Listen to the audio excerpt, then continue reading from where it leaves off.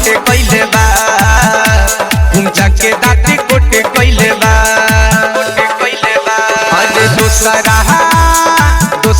के अकिल बतावल दिमागवा में नोटे कइले बा घुमचा के दाती कोटे कइले बा हेंगा के माटी से लाठी आतारे अपन मोटे कइले बा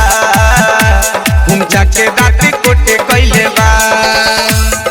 कोटे कइले बा हेंगा के माटी से लाठी डायमंड रिकॉर्डिंग स्टूडियो छौड़ादाना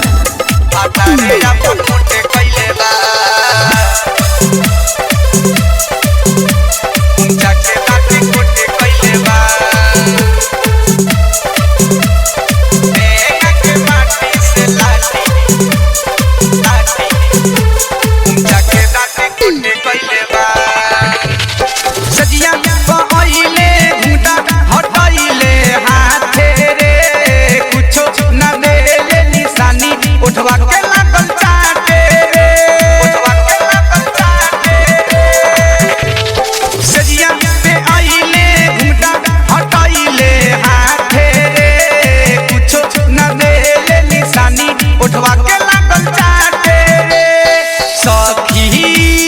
के कहना ले कही हम कहानी जवानी लंगल गोथे कइले बा घुमचा के दाती कोटे कइले बा आज दोसरा के अकिल बतावल दिमागवा में नोटे कइले बा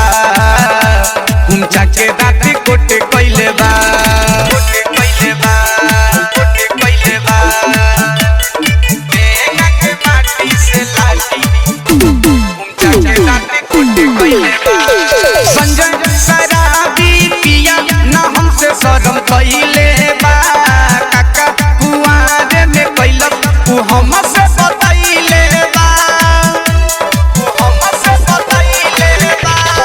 एने गंभीर पिया न हमसे शरम कइले बा काका कुआरे में कैलक तू हमसे बताइले बा ओकर दोसावा बादल बिकाऊ सिखा के सपोर्ट कइले बा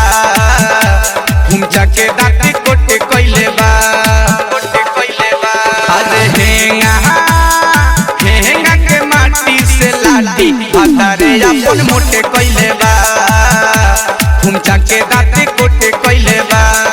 डायमंड रिकॉर्डिंग स्टूडियो छौड़ादाना।